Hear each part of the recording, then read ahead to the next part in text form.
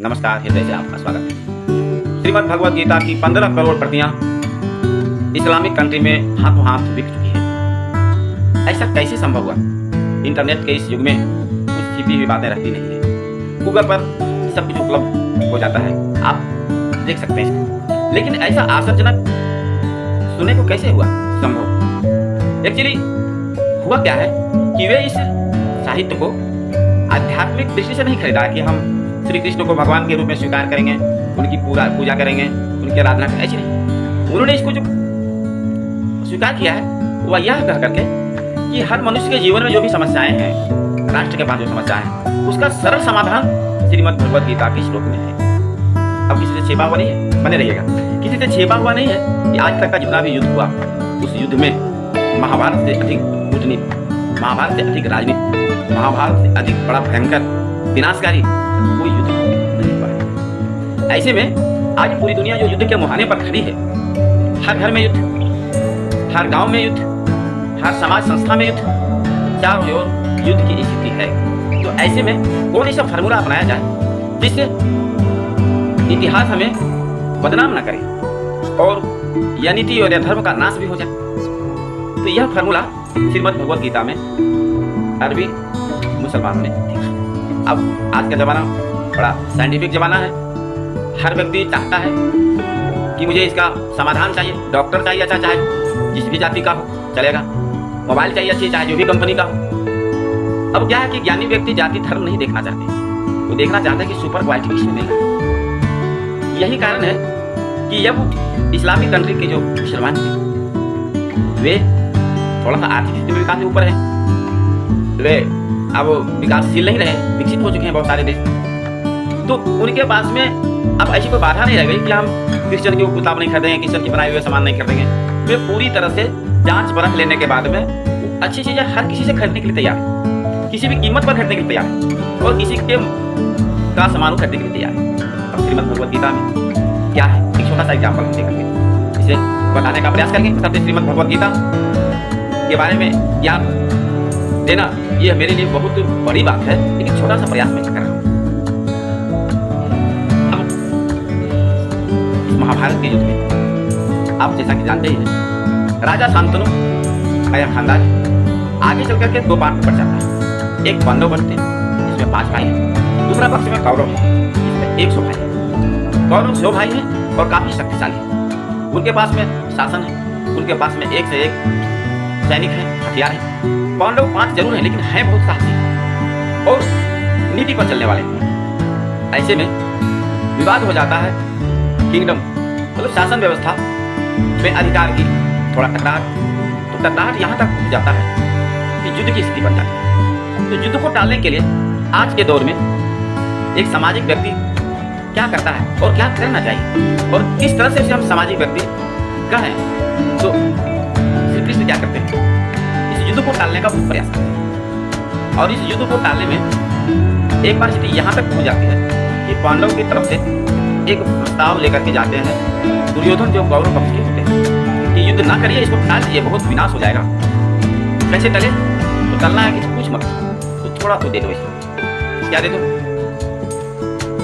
2 न्याय तो आधा दो, पर इसमें भी अगर बाधा हो तो दे दो सिर्फ 5 गांव, रखो अपनी धरती तमाम। मतलब हजारों गांव है, इसमें से अपने हिस्सेदार को सिर्फ 5 गांव दे दो, सब रखो, लेकिन युद्ध ना करो, इसमें बहुत हानि होगी। क्योंकि दोनों तरफ आज के दौर में कहा जाए तो मिसाइलें हैं, जैसा अस्त्र शस्त्र, अणु परमाणु आइटम बम सब है दोनों तरफ। क्या होगा? विनाश हो जाएगा। इस विनाश को टालने के लिए श्री कृष्ण ने जो प्रयास किया, ये कितने उच्च स्तर का प्रयास है, इस थोड़ा गौर करिएगा। अब 5 व्यक्ति, मात्र 5 गांव का डिमांड, लेकिन दुर्योधन के माथा पर युद्ध सवार था। उसने कहा कि सुई के नोक भर भी बिना युद्ध किए युद्ध में जीत लेगा तब देंगे। जब युद्ध अनिवार्य हो गया तब क्या एक सामाजिक व्यक्ति आज के दौर में क्या कर सकता है?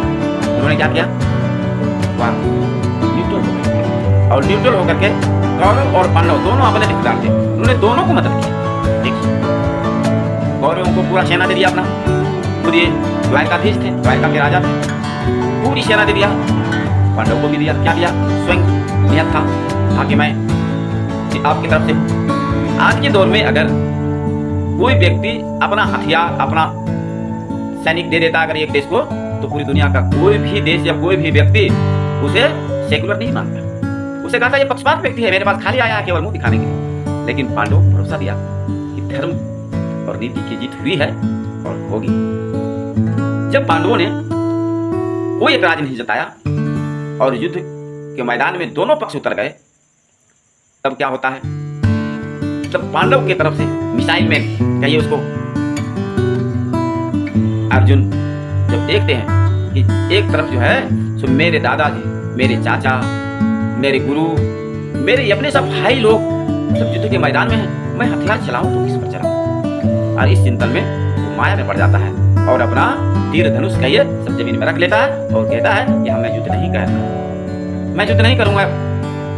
ऐसे स्थिति में श्रीमद् भगवद गीता में श्री कृष्ण ने अर्जुन को समझाया, 700 श्लोक के माध्यम से उन्होंने समझाया। दोनों तरफ से बात हुआ, 700 श्लोक 18 अध्याय है श्रीमद् भगवद गीता, और उन्होंने युद्ध के लिए उसे तैयार भी किया है। देखिए, युद्ध के लिए तैयार किया और दूसरे पक्ष के लोगों को, कौरवों को अपनी सारी की सारी सेनाएं भी दे दी और इस क्षेत्र में पूरा का पूरा विनाश हुआ। पूरा कौरव तहस नहस मर कट के सब समाप्त हो गया। यहाँ के दुर्योधन खुले मैदान में मारा गया और उनके जितने गुरुजन थे, उनके जितने सपोर्टर थे, सबकी दुर्गति हुई। और कृष्ण जिस पक्ष में थे, खाली हाथ थे, लेकिन धर्म और नीति की जीत इस पूरे महाभारत युद्ध में एक बड़ा संदेश दिया। क्या दिया? कि महाभारत का युद्ध धर्म और अधर्म के बीच की लड़ाई थी और इसमें अधर्म की हानि होनी ही चाहिए और इसमें बदनामी से भी कृष्ण भगवान बच गए। क्या बच गए? कि 5 गांव भी नहीं दिया कौरवों ने, तो युद्ध वो नहीं होगा। उसके बाद हमने मदद भी किया, उसके बाद भी कौरव हार गए क्योंकि वह नीति के साथ खड़ा था। और उतना से भी नहीं, पूरे युद्ध में उन्होंने ऐसा एक रूप धारण किया कि मैं हथियार उठा भी नहीं रहा।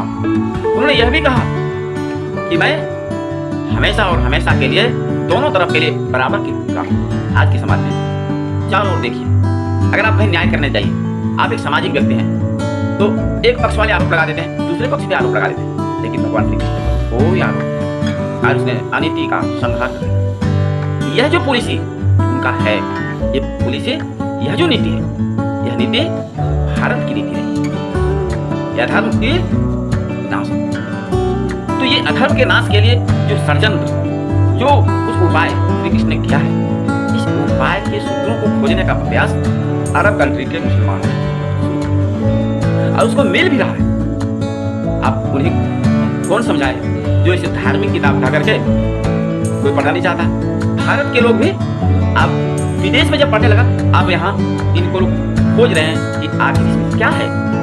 जो अरब कंट्री के मुसलमान लोग अपने भाषा में ट्रांसलेशन करके और मोबाइल की तरह अपने बेटों को, अपने बहू को, अपने रिश्तेदारों को खरीद खरीद के दे रहे हैं श्रीमद् भगवद गीता। और जो पढ़ता है वो आत्महत्या करने से बचता है।